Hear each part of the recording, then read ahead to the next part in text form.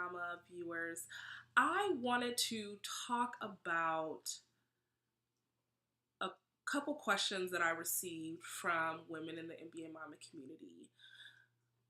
One woman reached out to me and told me that she's working with an MBA admissions consulting coach type person who's kind of coaching her through the application process.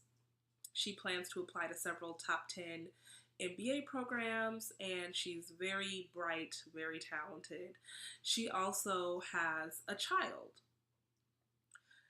In writing one of her essays, I believe the question asked something about, it's essentially like the Stanford question: what's most important to you and why? I know for me, that's Naya and Shafiq, hands down. This woman was told by the consultant to remove any references to her child. And she reached out to me because she was upset about that, and she wanted my opinion on whether I agreed. I'll give my opinion shortly, but I also want to contextualize this. There was a very talented, smart woman who had a baby during business school, which is just, that's like next level. Had a baby during business school, and I wanted to feature her on the blog, and initially she agreed. And then as we were preparing to get the content together and everything, she reached out to me and said that she really wanted to clean up her online footprint. She wanted to make sure she was not putting anything out into the online space that could potentially interfere with her recruiting prospects post MBA. And didn't feel that a feature on MBAmama.com would be conducive to kind of her job prospects. And we had a very passionate discussion about this. And my opinion is that if we continue, first of all, I know we have to be realistic, but there should be no company that views a woman having a child and being an involved mother as somehow an indicator that she is less competent or less dedicated to her career. I would argue that having another little human being that depends on you 100% is great motivation to be phenomenal at your job and to kick ass every day that you're in the office or in the field or whatever for your job.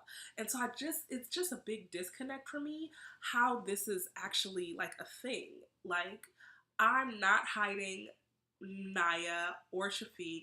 I'm not, if you can't see that I'm competent by being in a top tier MBA program with all the things that I've accomplished, from talking to me, if all of that is overshadowed because I have a child, that's not a company that I would want to work for anyway. But that's just me. I'd love to see MBA Mama have an impact on these perceptions, which are, to be quite honest, complete BS when you really think about it.